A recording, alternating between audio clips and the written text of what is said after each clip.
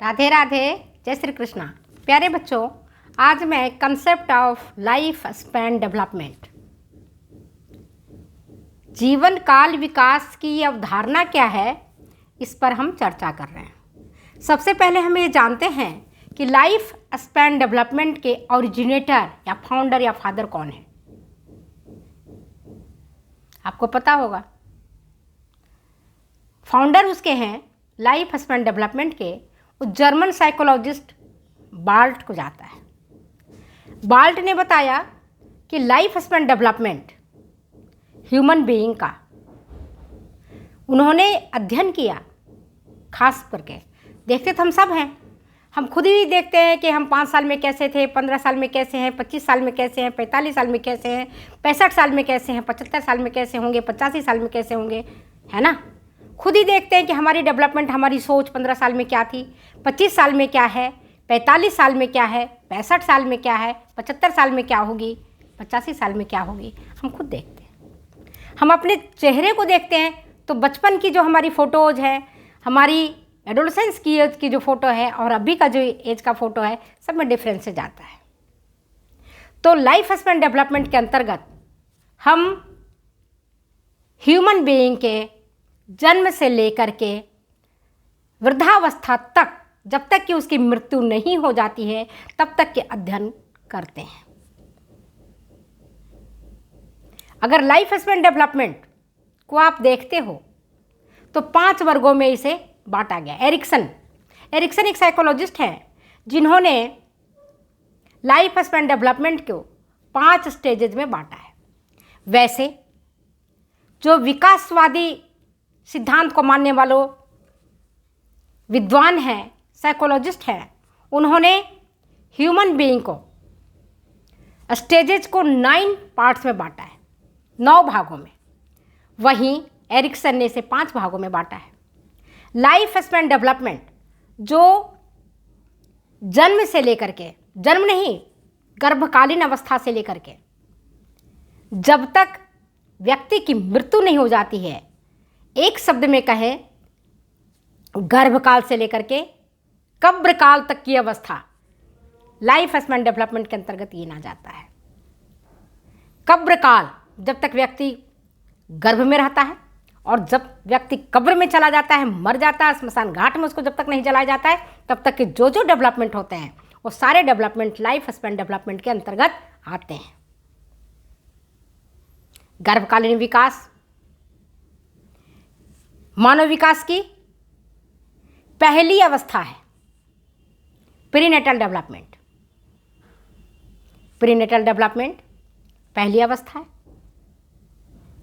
इसके बाद की जो अवस्था आती है वो आती है आपका बचपनावस्था, बाल्यावस्था, किशोरावस्था, एडल्टहुड की अवस्था और वृद्धावस्था। वहीं जो भौतिक विकासवादी के साइकोलॉजिस्ट हैं, विद्वान हैं, वो कहते हैं कि लाइफ स्पैन डेवलपमेंट मात्र 5 भागों में नहीं बटा हुआ है, उन्होंने 4 और अतिरिक्त भाग में बांटा है।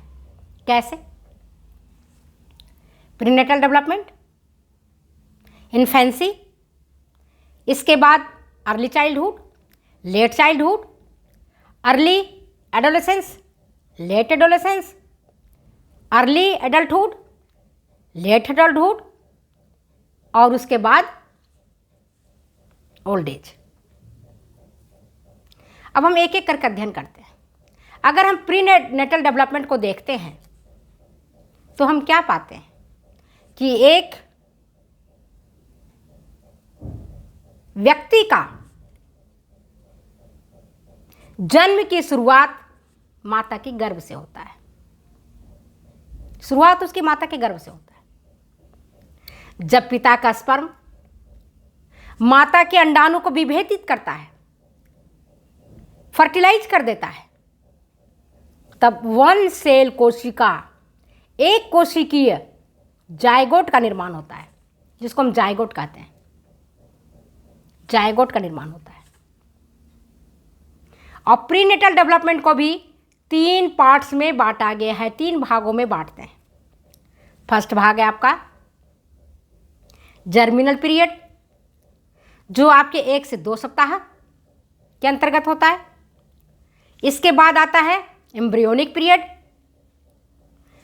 ये 3 से 8 वीक का है। और लास्ट में तीसरा स्टेज है फीटल पीरियड, ये 9 से लेकर के 40 सप्ताह तक का होता है।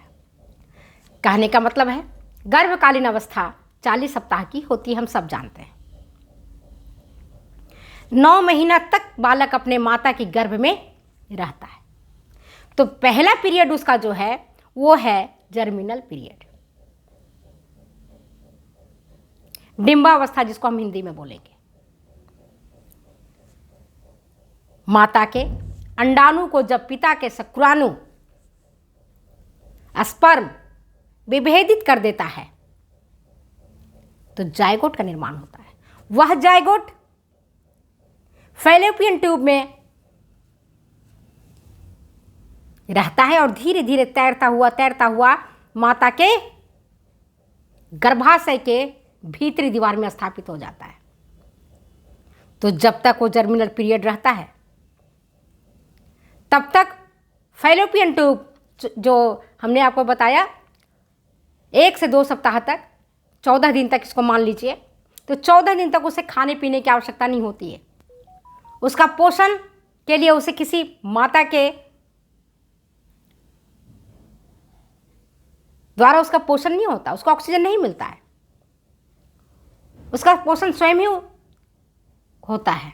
और 14 दिन के बाद वो फैलोपियन ट्यूब से होता हुआ गर्भाशय के भीतरी दीवार में स्थापित हो जाता है।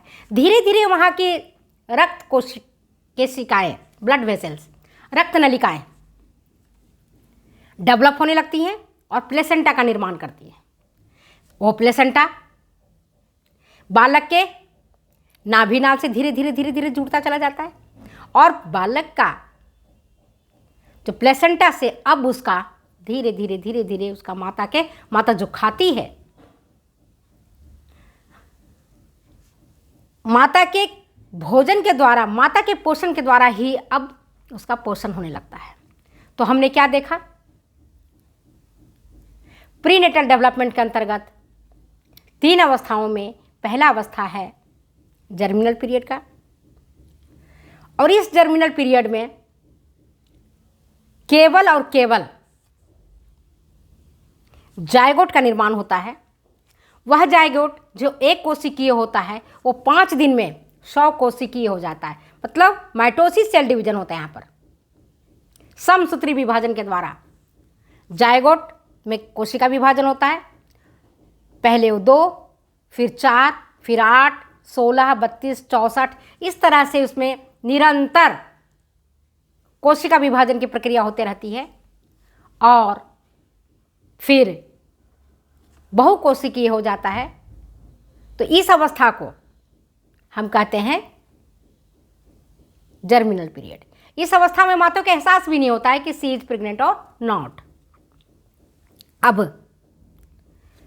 हम देखते हैं, पहले भी पढ़ाए थे आपको कि पिता के स्पर्म जो XY होता है और माता के एग में XX होता है ना।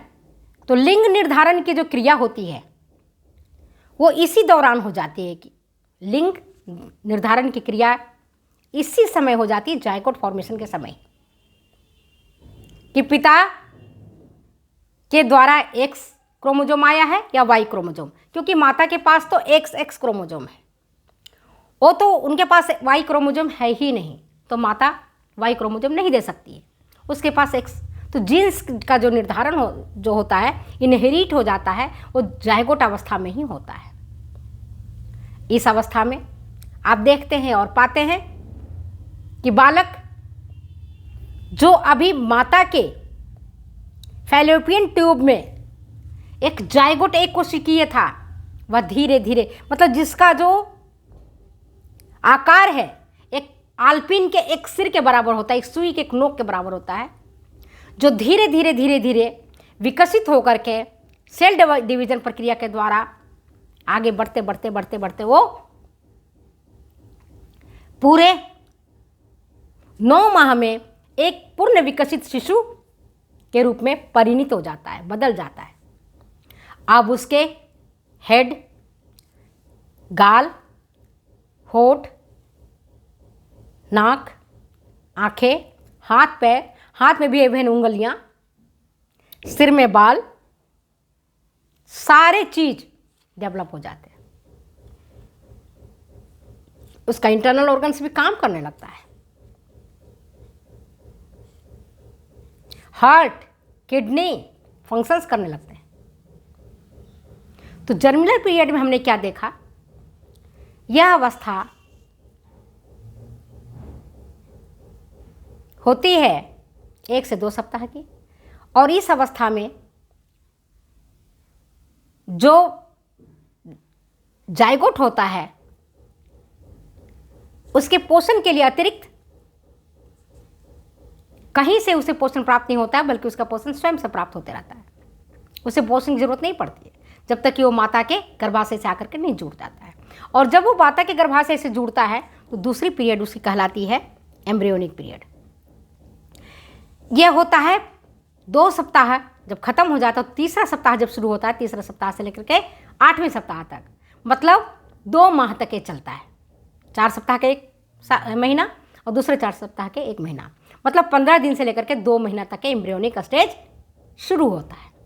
इस स्टेज में क्या होता है? अब बालक जब माता के यूटेरस से, गर्भाशय से जब चिपक जाता है और वहाँ प्लेसेंटा का निर्माण होने लगता है, तब अब एम्ब्रियो, जिसको हम भ्रूण कहते हैं, वह भ्रूण माता से पोषण और ऑक्सीजन प्राप्त करने लगता है।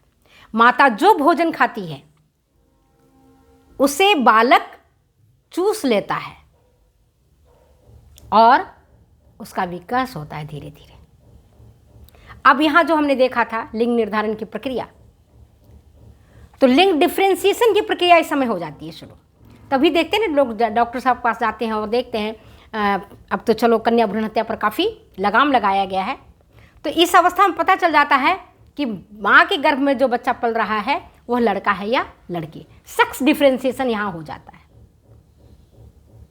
हार्ट बनने लग जाते हैं, जो उसका इंटरनल ऑर्गन्स है, दिल बनने लग जाता है।